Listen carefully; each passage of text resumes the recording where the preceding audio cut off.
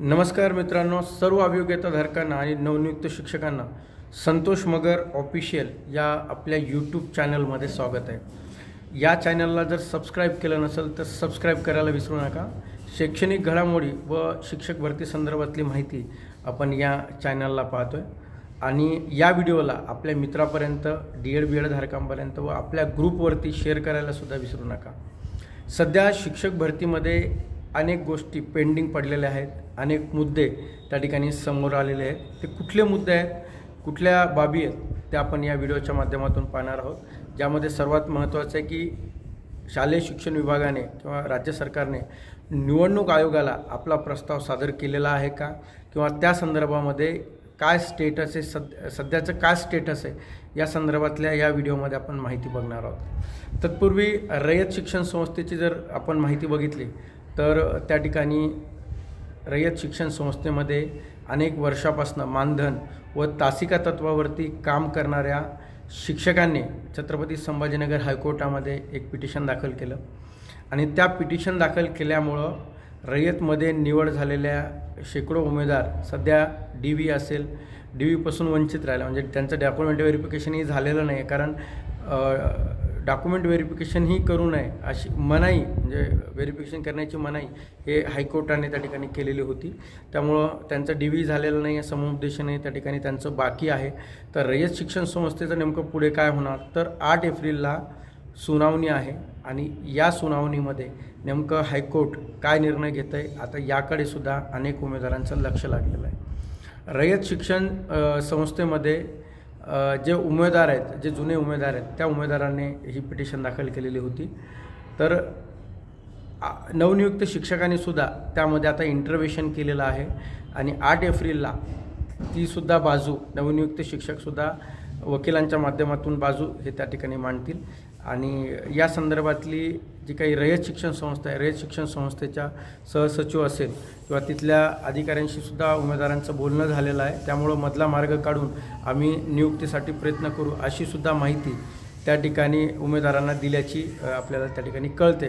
त्यामुळं 18 एप्रिलला जर सुनावणी झाली तर त्या सुनावणीमध्ये दोन्हीच्या बाजूने त्या ठिकाणी निर्णय व्हायला पाहिजे, जेणेकरून तेही 10 वर्षापासून शिक्षक आहेत, त्यांनाही त्या ठिकाणी न्याय मिळेल आणि आपले रयतमध्ये निवड झालेले जे शिक्षक आहेत त्याही शिक्षकांचं पुढील समुपदेशन होईल, त्यांचंही डॉक्युमेंट व्हेरिफिकेशन होईल आणि त्याही उमेदवारांना लवकरच नियुक्त्या मिळतील। यासाठी सुद्धा तो हायकोर्टचा 8 तारखेचं सुनावणी ही तेवढीच महत्त्वाची आहे। त्यानंतरची दुसरा मुद्दा आहे की 2017च्या शिक्षक भरती संदर्भामध्ये औरंगाबाद खंडपीठाने त्यावरती बंदी आणलेली होती। त्या उमेदवारांचं सुद्धा, माजी सैनिक असेल किंवा त्या उमेदवारांचं सुद्धा अपात्र गैरहजर ज्या जागा होत्या त्या त्यांच्या ज्या नियुक्त्या झाल्या उमेदवारांच्या, त्यांचं डॉक्युमेंट व्हेरिफिकेशनसुद्धा झालेलं आहे, परंतु कोर्ट याचिकेमुळं त्यासुद्धा नियुक्त्या रखडलेल्या आहेत। त्यामुळं पुढील आयुक्त कार्यालयाने त्या संदर्भातली पूर्ण माहिती ही वकिलांना त्यांच्या दिलेली आहे। त्यानंतर त्यांना पूर्णपणे त्यांच्या लॉ ऑफिसरशी चर्चा करून त्यांना पूर्ण माहिती प्रोव्हाइड केलेली आहे। तर पुढील जी काही सुनावणी होईल ती सुनावणीमध्ये आयुक्त कार्यालयाकडून ॲफिडेविट जाऊन ती जी काही बंदी आहे ती बंदी उठवण्यासाठी त्यांच्या माध्यमातून प्रयत्न केले जातील 17च्या भरती संदर्भातली। त्यानंतर उर्दू शिक्षक संघटनेने सुद्धा त्या ठिकाणी याचिका दाखल केलेली आहे, परंतु ह्या सर्व याचिकाचा जर विचार केला तर कुठल्याही याचिकेला औरंगाबाद छत्रपती संभाजीनगर खंडपीठाने स्टे देण्यासाठी मनाई केलेली आहे। त्यामुळे कुठलीही अडचण ही याद्यावरती अद्याप आलेली नाही किंवा कोर्टाने ती दिलेली नाही आहे, हे तेवढंच महत्त्वाचं आहे। परंतु यानंतर आपण जर बघितलं तर मित्रांनो, जो काही प्रस्ताव आहे, आता याआधी तलाठी भरती, मी कालच्या व्हिडिओमध्ये बघितलं असेल की तलाठी संदर्भातला प्रस्ताव हा राज्य निवडणूक राज्य सरकारने केंद्रीय निवडणूक आयोगाला पाठवलेला आहे आणि त्यामध्ये नेमकं ग्रीन सिग्नल मिळतो का, जर त्याला ग्रीन सिग्नल मिळालं तर निश्चितपणे आपल्यालाही ग्रीन सिग्नल मिळेल। त्यामुळं त्याही निर्णयाकडे सर्व अभियोग्यताधारकांचं आणि शिक्षकांचं लक्ष लागलेलं आहे। मित्रांनो, त्यांची डॉक्युमेंट व्हेरिफिकेशन झालेलं आहे, त्यांची त्या ठिकाणी निकाल लागलेला आहे, सर्व त्या ठिकाणी झालेलं आहे. त्यामुळं यांना नियुक्त देण्यासाठीचा अहवाल राज्य सरकारने समोर पाठवलेला आहे. आता केंद्रीय निवडणूक आयोग त्याच्यावरती काय निर्णय घेत आहे तेही आपण त्या ठिकाणी बघूया. परंतु सगळ्यात महत्त्वाची गोष्ट ही आपली आहे की ज्यामध्ये निवडणूक आयोगाला आपला प्रस्ताव सादर झालेला आहे का, किंवा सध्याची त्याचं जे स्टेटस आहे ते स्टेटस आपल्या सर्वांना माहिती नाही आहे. या संदर्भातली माहिती मी मंत्रालयातून घेतल्यामुळं सध्या त्या स्टेटस संदर्भात आपण बोलूया. मित्रांनो, राज्य सरकारने अद्यापही शिक्षक भरती संदर्भातला अहवाल हा केंद्रीय निवडणूक आयोगाला सादर केलेला नाही आहे. तो अहवाल बनवलेला आहे. मंगळवारी चीफ सेक्रेटरीची बैठक होणार आहे आणि त्यानंतर तो अहवाल हे केंद्रीय निवडणूक आयोगाला जाईल. तो गेल्यानंतर त्याच्यावरती केंद्रीय निवडणूक आयोग काय निर्णय घेते हे आपल्याला पाहावं लागणार आहे. त्यामुळे अद्यापसुद्धा आपला प्रस्ताव हा केंद्रीय निवडणूक आयोगाला पाठवला गेलेला नाही आहे. तो अजूनही म्हणजे तयार झाला आहे, सर्व झाले, फक्त मंगळवारी चीफ सेक्रेटरीची बैठक असल्याची माहिती आपल्याला मंत्रालयातून त्या ठिकाणी कळते. आता हा प्रस्ताव पाठवल्यानंतर त्याच्यामध्ये सुद्धा वेगवेगळे मुद्दे आहेत.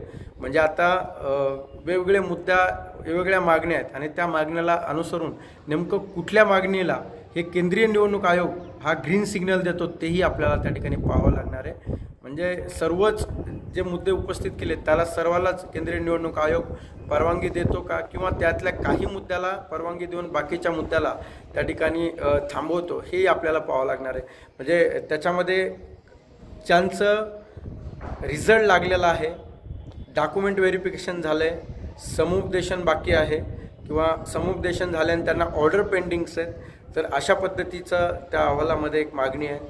त्यानंतर 17च्या संदर्भातली किंवा ती मागणी आहे. आणि परत एक त्याच्यामधली मागणी आहे की कन्वर्ट राऊंड विथ इंटरव्ह्यूची याद्या लावण्यासाठीचा जो आहे तो विथ इंटरव्ह्यूच्या याद्या लावून त्याचा जो मुलाखती आहेत त्या मुलाखतीचं शेड्यूल देता येईल का, तर या संदर्भातली सुद्धा मागणी आहे. त्यामुळं काय होईल मित्रांनो, ज्यांचं डॉक्युमेंट व्हेरिफिकेशन झालं आहे, ज्यांना ऑर्डर फक्त द्यायच्या बाकी आहेत किंवा समुपदेशन बाकी आहे, तर या संदर्भामध्ये केंद्रीय निवडणूक आयोग हा पॉझिटिव्ह असणार.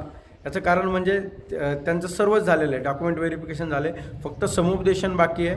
त्यामुळं केंद्रीय निवडणूक आयोग त्या बाबीबद्दल विचार करून त्यांना परवानगी मिळण्याची दाट शक्यता आहे. परंतु विथ इंटरव्ह्यू संदर्भामध्ये केंद्रीय निवडणूक आयोग मला असं वाटतं की कुठेतरी त्या ठिकाणी परवानगी नकारतो का काय, किंवा त्या ठिकाणची ती एक निगेटिव्ह बाजू आहे. फक्त रिझल्ट लागलेला आहे, परंतु आता रिझल्ट परीक्षेचा लागला आहे. त्यामुळं उमेदवारांचा निवड यादी लागायची बाकी आहे, ती लागलेली नाही आहे. ती जर लागलेली नसेल तर निवडणूक आयोग निश्चितपणे त्याला परवानगी देणार नाही असा माझा जो काही अभ्यास आहे त्या अभ्यासाप्रमाणे मी सांगतो आहे. निवडणूक आयोग काय करेल किंवा काय निर्णय घेईल ते पडताळून ते देतील, तो त्यांचा अधिकार आहे, ते बघतील. परंतु एक माझ्या आपण त्याला काय म्हणतो अंदाजाने किंवा माझ्या अभ्यासाप्रमाणे ते त्या विथ इंटरव्ह्यू किंवा कन्व्हर्जन राऊंडला परवानगी देतील याची शक्यता कमी आहे. परंतु ज्यांचं डॉक्युमेंट व्हेरिफिकेशन झालेलं आहे आणि ज्यांना फक्त समुपदेशन बाकी आहे, ज्यांच्या ऑर्डर्स फक्त द्यायच्या बाकी आहेत, जे समांतरमध्ये राहिलेले उमेदवार आहेत, तर त्यांना निवडणूक आयोग त्या ठिकाणी परवानगी देऊ शकतं आणि बाकीच्या कन्व्हर्जन राऊंडला परवानगी मिळण्याची शक्यता दुसरं आहे. परंतु निवडणूक आयोग काय त्याच्यावरती निर्णय घेतो ते आपल्याला पाहावं लागणार आहे, कारण निवडणूक आयोगांच्या नियमावली वगैरे ते बघूनच त्या ठिकाणी ते प्रस्ताव मंजूर करतील. त्यामुळं वेगवेगळ्या पद्धतीनं ज्या मागण्या त्याच्यामध्ये पाठवल्यात त्या मागण्यामध्ये नेमकं कुठल्या मागण्याला हा प्रस्तावाला मान्यता दिली जाते ते आपण पाहूया. जर तसं झालं तर विथ इंटरव्ह्यूची यादी जी आहे ती ज्यावेळेस मेमध्ये आचारसंहिता शिथिल होईल महाराष्ट्रामध्ये, त्यानंतरच त्याची पुढची प्रोसेस किंवा प्रक्रिया ही त्या ठिकाणी मेच्या नंतरच आपल्याला झालेली पाहायला मिळेल. परंतु ज्यांचं समुपदेशन आणि जिल्हा परिषदच्या ज्या नियुक्त्या त्या नियुक्त्या त्या ठिकाणी निवडणूक आयोग त्याला परवानगी देऊ शकतो, ते आता होतील. पुढच्या फार एक आठवड्यामध्ये म्हणजे मंगळवारी गेल्यानंतर पुढच्या आठवड्यापर्यंत त्याला परवानगी मिळू शकते आणि त्यानंतर परवानगी मिळाल्यानंतर राहिलेल्या रखडलेली जी काही भरती आहे, रखडलेल्या ज्या याद्या आहेत त्या याद्यासुद्धा त्या ठिकाणी लागतील. फक्त कन्वर्ट राऊंड असेल किंवा विथ इंटरव्ह्यू असेल या संदर्भामध्येच आपल्याला पाहावं लागेल की नेमकं निवडणूक आयोग परवानगी देते का नाही. चॅनलला सबस्क्राईब केलं नसेल तर सबस्क्राईब करायला विसरू नका. आणखीन अशीच माहिती घेऊन आपण पुढच्या व्हिडिओमध्ये भेटूया. धन्यवाद मित्रांनो.